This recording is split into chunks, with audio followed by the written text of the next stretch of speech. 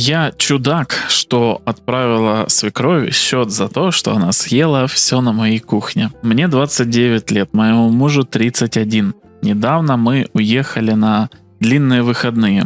И его мама, ей 62 года, предложила прилететь и бесплатно посмотреть за домом и нашей французской бульдожкой. Моя свекровь всегда была женщиной старой закалки и постоянно отпускает комментарии о том, какая жизнь на побережье нелепая и претензиозная. Перед отъездом я закупилась по-крупному в дорогой сети супермаркетов, которую, тут все обожают, чтобы холодильник был полностью забит едой для нее. Я отдельно сказал ей не трогать мою банку меда за $60, потому что я использую его для кожи. К ее чести она ее не тронула. Но, когда мы вернулись домой, кухня была полностью опустошена. Мы поощряли ее сходить в магазин травки, но я, видимо, не предполагала, что она буквально в кавычках съест следующее. 3 очень дорогие банки органического пророщенного фисташкового масла,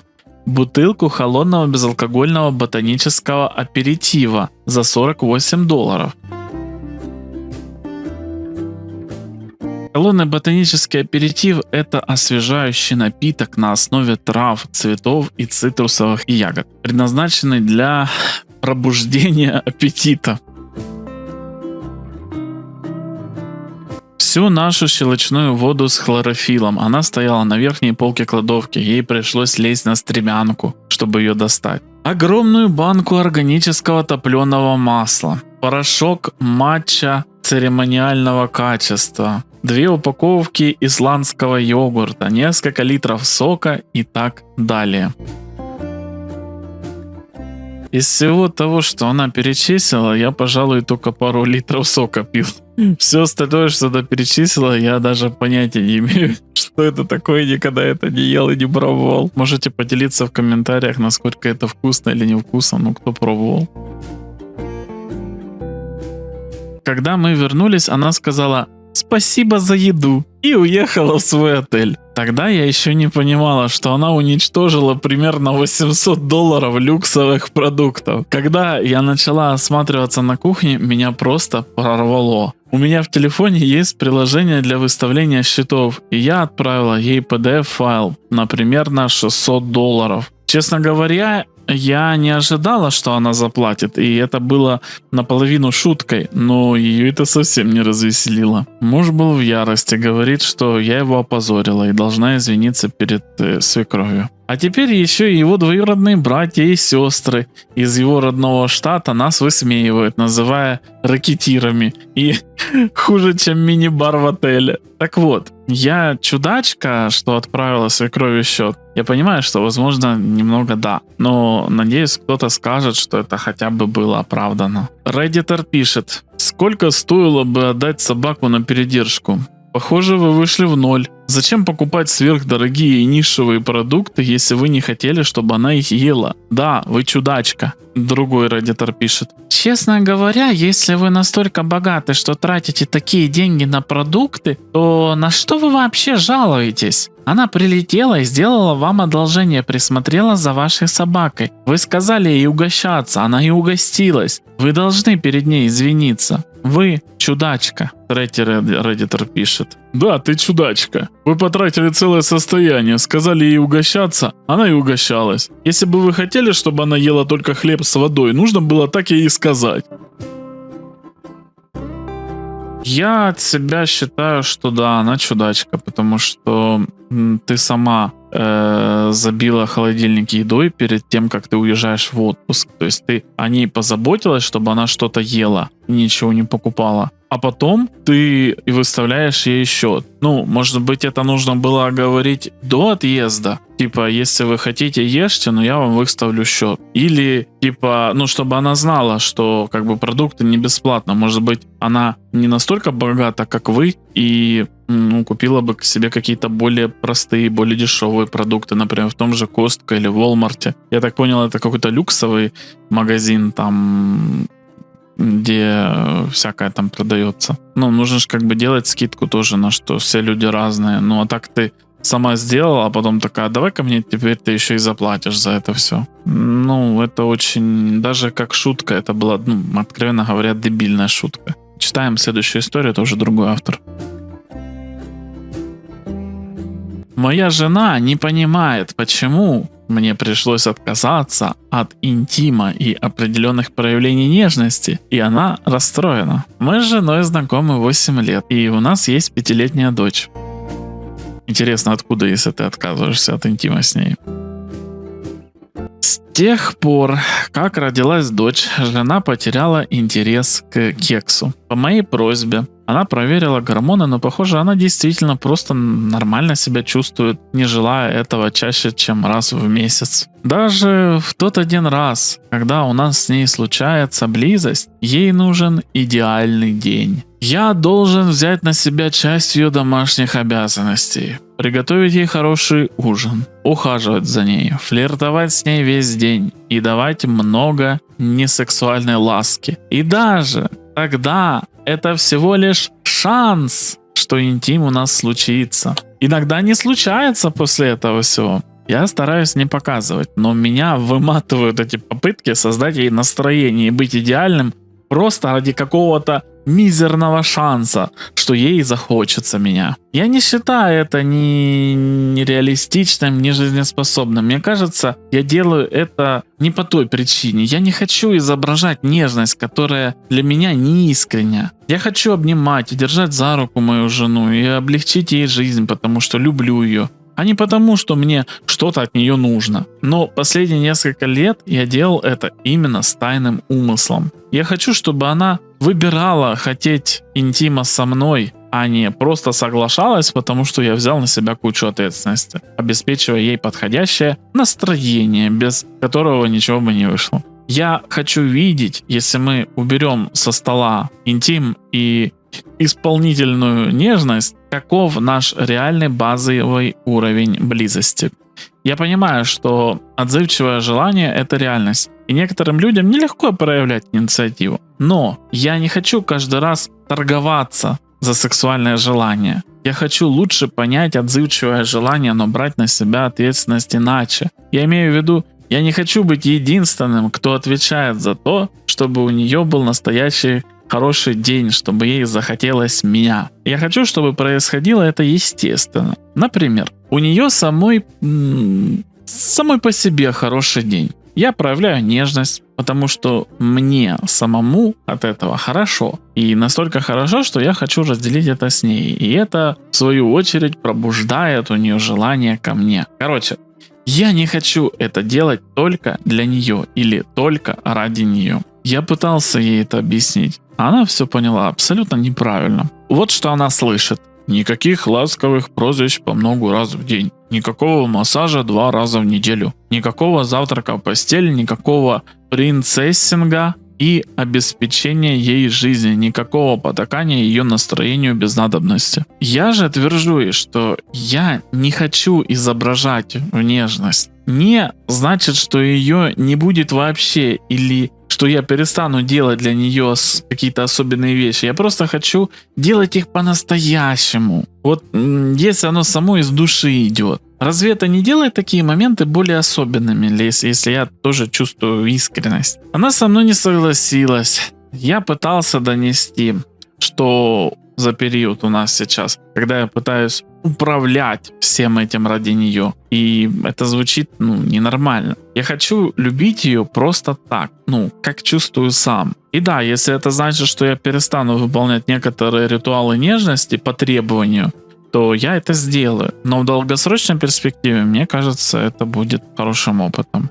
Я не считаю правильным, что все ее отзывчивое желание строится на том, что я должен заработать это желание. Я не хочу его зарабатывать. Я хочу, чтобы она дарила мне его свободно. Просто потому, что ей захотелось.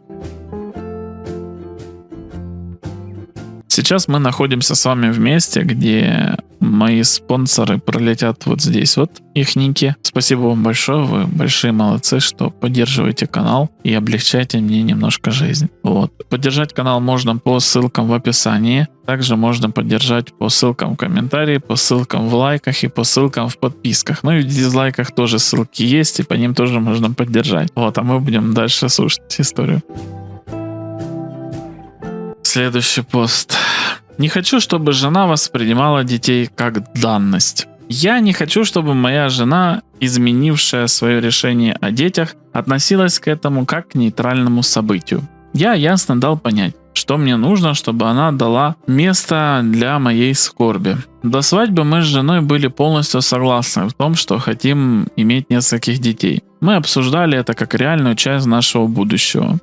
Мы оба финансово обеспечены, работа не ограничивает нас. И создание большой семьи было тем, чего я искренне ждал и вокруг чего строил свои жизненные планы. После рождения нашего первого ребенка жена изменила свое мнение. Беременность и роды оказались для нее гораздо тяжелее, чем она ожидала. И теперь она твердо уверена, что больше не хочет никаких детей. Я это уважаю. Я не пытаюсь давить на нее или спорить о ее праве распоряжаться своим телом. Сложность для меня начинается уже после этого решения. Ее решение изменило и мою жизнь, и то будущее, которое я с ней представлял. И мне нужно, чтобы она это увидела своими глазами. Для меня это не просто «ладно, будет один ребенок вместо 2-3, подумаешь». Это ощущается как потеря целого будущего, которому я уже внутренне себя посвятил. И я чувствую, будто от меня ожидают молча принимать это и двигаться дальше. Потому что у нее были веские причины изменить свое мнение. Наш семейный терапевт предложил мне открыться ей. И я сказал жене, что мне нужно, чтобы она признала.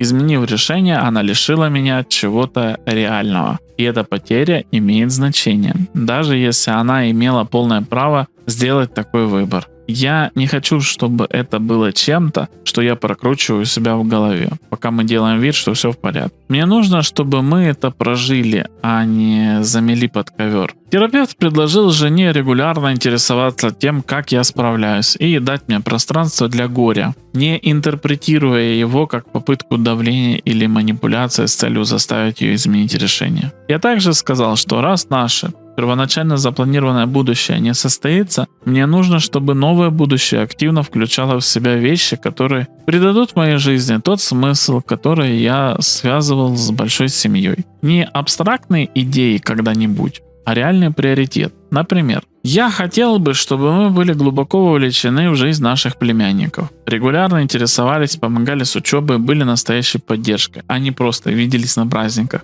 Я хочу, чтобы наш дом стал местом, где собираются люди. Регулярные ужины, праздники, открытые двери, чтобы жизнь не сузилась до нас троих. Главное напряжение возникает вокруг эмоциональной работы. Я сказал ей, что мне важно, чтобы она не закрывала разговор, не обесценивала мои чувства и не называла мою грусть манипуляцией. Мне нужно, чтобы она оставалась в контакте, даже когда это неприятно. Позволяла возвращаться к теме не один раз и иногда сама признавала потерю. Хотя бы простыми словами. Я понимаю, что это стоило тебе чего-то важного, и я не хочу делать вид, что это не так. Я также сказал ей, что если мы остаемся вместе, это не может быть ситуацией, где я полностью принимаю на себя эту потерю, а для нее это все остается окей. Возможно, это означает ограничения в других жизненных предпочтениях, то есть в карьере, в образе жизни или готовность учитывать мои потребности, даже если это доставляет ей неудобства, чтобы восстановить баланс. Я не прошу от нее еще одного ребенка. Я не говорил «роди еще раз» или «я с тобой разведусь». Нет. Но я сказал, что она не может сказать «это мой выбор, смирись». И при этом ожидать, что наши отношения останутся как раньше прежними. Она считает, что я требую слишком многого, и что это заставляет ее чувствовать вину за личное решение после тяжелой беременности. Я с этим не согласен, потому что мне нужно, чтобы она поработала над восстановлением моего доверия после такого серьезного решения. Ой, тут я уже не могу, наверное, промолчать. Если я в предыдущей истории как-то сдержался, он, мне кажется, создает проблему просто на пустом месте. Такое мое мнение. То, что он перечислил, что он хочет, чтобы вот в доме всегда там было людно, да, там, чтобы приезжали родственники, там, племянники тогда, да. Я ж не думаю, что она сказала ему: так, никакой твоей родни, чтобы здесь духу не было. Нет. И проблема-то не в ней, не в жене, что родственники не приезжают. Возможно, просто для племянников, ну, с племянниками, вот ты себе придумал какую-то идеальную картинку своего будущего, а все остальные люди не особо в нее хотят вписываться. Возможно, это, ну, как бы племянники, какие-нибудь подростки, с которыми, ну, не очень отношения складываются, или складываются, ну, просто как нейтрально, типа: о, привет, привет, как дела, как в школе? Ну, нормально, хорошо. На тебе 100 баксов, купи себе мороженое, спасибо, дядь. Все. Может быть так, и это нормальные отношения тоже. Но ему хочется вот этого, а другие люди не соответствуют этому. Но он почему-то перекладывает отношения на свою жену. Ну, мне кажется, это неправильно. Ладно, рожать или не рожать, это как бы, когда вы в семье, это как бы уже ваш совместный выбор. Да, нельзя сказать, что только женщина может решать, рожать или не рожать дальше в семье. Это только если они, ну, не являются, там, не расписаны, не являются мужем и женой, тогда да, тогда только женщине решать, рожать ей или нет. А если вы в семье, то это ваше должно быть совместное решение. Но если уж вы все-таки решили не рожать, ну, вот жена категорически против, да, что он от нее хочет? Он хочет, чтобы она взяла на себя ответственность за это решение. Но с какой целью, я не могу понять. Но она типа она не понимает, как бы, да, ответственности, что вот не будет у них еще одного ребенка. Ну, мне кажется, понимает. Что ты из нее хочешь выдавить? Чтобы она сказала: да, я виновата, что у нас не будет еще одного ребенка. Да, наверное, мне кажется, она не виновата в этом. Ну, если ей может быть страшно от того, что она может там, ну, банально коней двинуть, пока будет рожать второго ребенка или вынашивать этого второго ребенка. Такие случаи тоже есть. И раз первая беременность была тяжелой, и роды были тяжелыми, и восстановление тоже, многие женщины не хотят больше этого повторения, такого опыта. И, ну, наверное, не стоит их за это осуждать. А ты, мало того, что она чувствует, возможно, даже и какое-то чувство вины перед тобой, ты на нее продолжаешь давить. Мне кажется, это вообще неправильный психолог. Я думаю, он должен не только создать атмосферу для того, чтобы они оба высказались и не перегрызли друг другу горло, а еще и как-то их подвести к какому-то общему знаменателю. Вот он в этой точке, она в этой, и как-то вот, чтобы они где-то посередке сошлись. Вот, а не просто: ты говори, только, пожалуйста, не бей ее, а ты, пожалуйста, не царапай ему глаза. Ну, мне кажется, тут работа психолога, она более глубокая должна быть. Вот. Переходим к следующей истории. Я чудак за то, что резко ответил родителям из-за поиска работы. Первый пост, так что не судите строго, если что-то сформулировано не идеально. Спасибо. Немного контекста, потому что из заголовка все звучит хуже, чем есть. Я работал охранником в центре приема сигналов тревоги. Не знаю, как это правильно называется по-английски, но по сути мы получаем сработавшие сигнализации от магазинов, заправок, банков и тому подобное. И проверяем, был ли это реальный сигнал тревоги.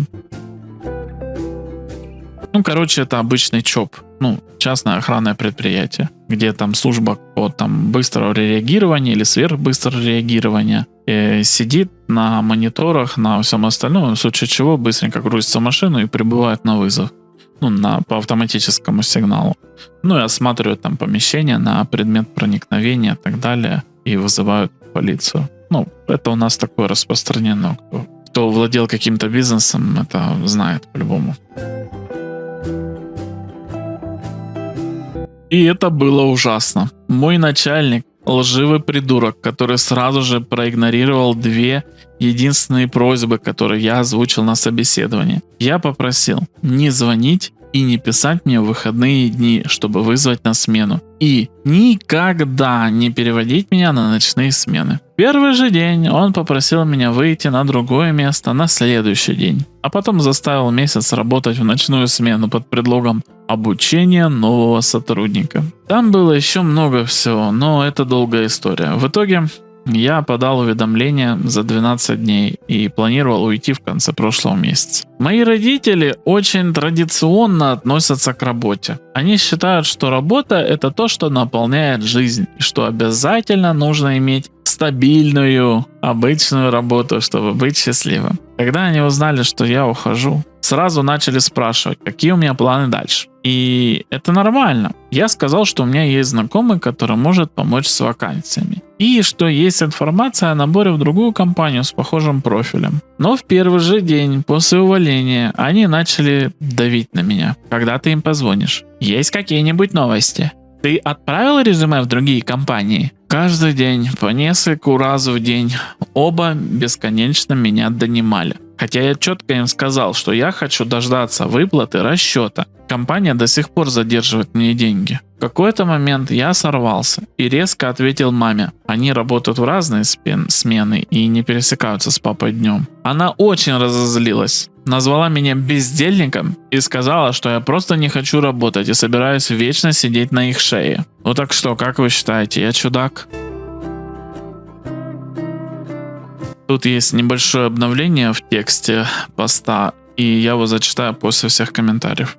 Redditor пишет: да, ты чудак. Не стоило увольняться, не обеспечив себе другую работу. Выплата расчета — это не гарантия, и ты не знаешь, сколько реально получишь денег. Если ты взрослый человек и живешь в чужом доме, то требование иметь работу, чтобы там жить, вполне разумно. Автор отвечает: мне кажется, это один из тех случаев, когда слово, которое я использовал, не совсем означает то, что я имел в виду по-английски. Или в английском просто нет такого аналога, что я пытаюсь сказать. Но эта выплата, она гарантирована. Это деньги, которые мне обязаны выплатить за неиспользованный отпуск и другие подобные начисления. Redditor отвечает ему: да, но зачем ждать этих денег, прежде чем начинать искать новую работу? Вот поэтому ты и чудак. Получишь деньги, когда получишь, не жди, ищи новую работу уже сейчас. Автор отвечает: им понадобилось время вплоть до того момента, когда я подал свое 20-дневное уведомление, чтобы вообще дать мне контракт на подпись. Так что я им не доверяю. Если я не буду постоянно их дергать, они могут ничего не сделать. Они уже создали прецедент, показывающий, что вполне могут проигнорировать выплату денег за неиспользованный отпуск, если я не буду на них давить. Другой Redditor пишет: но как это вообще мешает искать тебе новую работу? Ты что, сидишь круглосуточно под их офисом с мегафоном и орешь про свои деньги? У тебя просто нет мотивации. Это твое дело. Но перестань придумывать себе оправдания. Ты можешь искать новую работу и одновременно добиваться выплаты своих денег. Еще один Redditor пишет: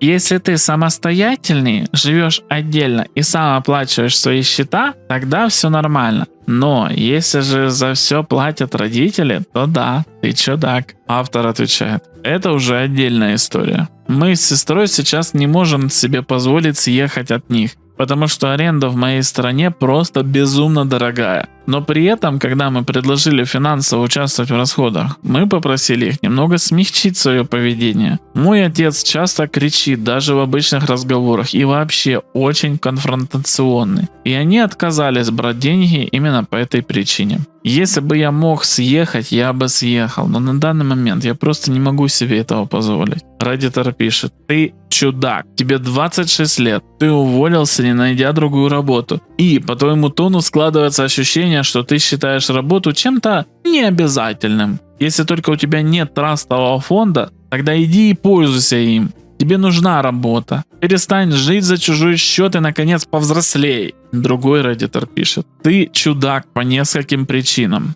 Почти всегда ужасная идея увольняться, не имея на руках новой работы. И ожидание расчетных денег — это очень слабое оправдание тому, чтобы не искать работу. Твоя последняя фраза также показывает, что ты все еще живешь с родителями, а значит, по сути, ты рассчитываешь, что они будут твоей страховочной сеточкой, пока ты, возможно, когда-нибудь начнешь искать работу.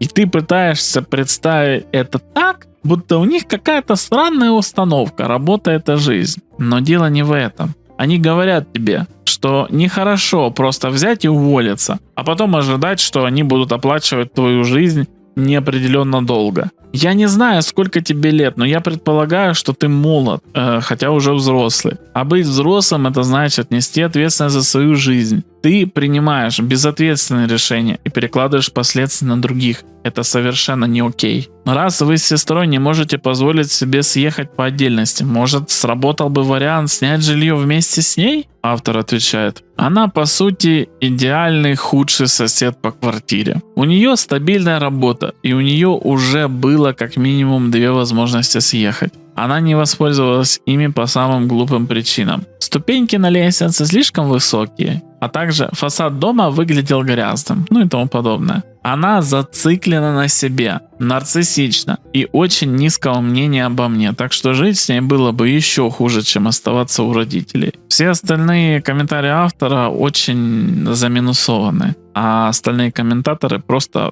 уничтожили его. Единогласный вердикт Reddit: автор чудак. И я тоже так считаю. Ну, он выглядит так, будто он пытается оправдать просто свое безделье, а на самом деле он просто обычный бездельник, которому хочется дождаться расчетных бабок, их прокутить, прогулять, а только потом начинать искать работу. Это может быть и месяц, и 2. И я так подозреваю, он родителям, может быть, там даже толком и не помогает ничем. Просто сидит себе целыми днями дома, да и все. Родители впахивают, посменно работая и практически никогда не пересекаясь дома вместе, а этот лобарь сидит вместе с сеструней точно такой же. Сестра, я думаю, тоже их раздражает. Ты уже как бы, у тебя уже работа, ты уже взрослая, давай, петляй. Но нет, удобно сидеть на шее у родителей. Я не права, что прошу своего парня не есть и не пить вредную еду при нашей 3-летней дочери. У нас с партнером 2 детей, и я стараюсь не делать при них того, что считаю плохой привычкой или чем-то нездоровым. Я уже много раз просила его не есть шоколад или пирожные при нашей 3-летней дочери, потому что она видит и всегда попросит, и потом закатывает истерику, когда мы говорим ей нет. Сегодня за ужином он пил красный сок, и дочь попросила немножко. Я отказала ей, сказав нет, а потом сказала партнеру, что ему нужно перестать пить это во время ужина или хотя бы наливать в кружку, а не в стакан, чтобы она хотя бы не видела, что он пьет. Он резко ответил, что тогда будет есть вообще в другой комнате. Мне не кажется, что это какое-то неразумное требование, но интересно было бы узнать, что другие люди думают и делают в таких ситуациях. Партнер говорит, что ей нужно научиться принимать отказ, что она не может получать все, что захочет. Я действительно не права, как считаете? Redditor пишет: ты совершенно не права и ведешь себя как ленивый родитель. Вместо того, чтобы научиться говорить своему ребенку нет и помогать ей справляться с отказом, ты пытаешься полностью убрать любые соблазны. В итоге твой ребенок ничему не научится в плане самоконтроля. И как только он пойдет в школу, будет есть один сплошной фастфуд и сладости. Авторша отвечает: я же не единственный родитель, который избегает прохода с игрушками или сладостями в супермаркете, чтобы не спровоцировать истерику. Так вот, это похожая ситуация. Я стараюсь максимально минимизировать такие триггеры. Конечно, когда нужно, я говорю и нет. Ей отвечают: пожалуйста, немного изучи, как часто у людей формируются нездоровые отношения с едой из-за того, что родители пытаются контролировать каждый аспект питания. Существует огромное количество случаев и информации о том, насколько это может повлиять на психику. Ты точно не единственная, кто так делает, но таким образом ты рискуешь оказаться среди родителей, которые невольно подталкивают ребенка к расстройствам пищевого поведения и нездоровым отношениям с едой. Авторша отвечает: да, спасибо за это. Я правда не знала, что это может привести к расстройствам пищевого поведения. Я бы никогда этого не хотела. И думаю, как родитель, это ужасно видеть, как их дети страдают. Redditor пишет: ты слишком все ограничиваешь. Я понимаю, что не хочется, чтобы дети ели всякую дрянь. Но попытки полностью оградить их от этого приведут к тому, что, получив доступ, они просто слетят с катушек. Вместо этого лучше научить их правильным порциям, чтобы они умели есть такие вещи в разумных количествах и не сходили при этом с ума, а также не чувствовали себя изолированными среди сверстников, которые питаются, более обычно. Авторша отвечает: мне стоило уточнить, я все-таки разрешаю ей есть торты и сладости. Просто я не хочу, чтобы у нее это вошло в привычку есть десерт каждый вечер или пить фруктовые соки целый день, когда вполне достаточно воды или молока. Если она видит, что я ем пирожное, я делюсь с ней. Сегодня за обедом она, например, съела половинку моего шоколадного маффина. Но я переживаю, что если она попробует сок, то больше никогда не захочет пить воду.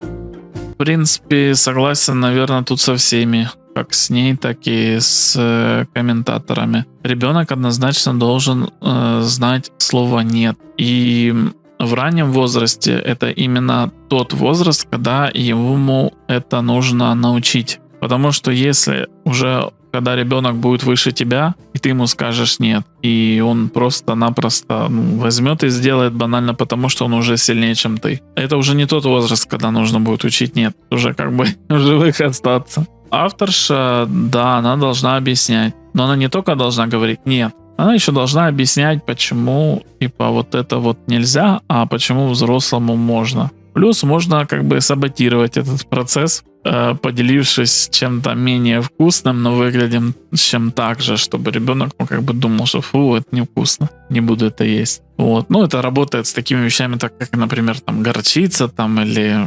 оливки, да, выглядит вкусно, или горчица выглядит как джем какой-то, но попробовав, оно горькое. В общем, такие дела. Спасибо, что досмотрели видео до конца. Делитесь этим видео с друзьями, если оно вам понравилось. И прошу вас, оставьте комментарии. Мне будет интересно почитать, когда я смогу до них добраться. Буду искать для вас следующую историю.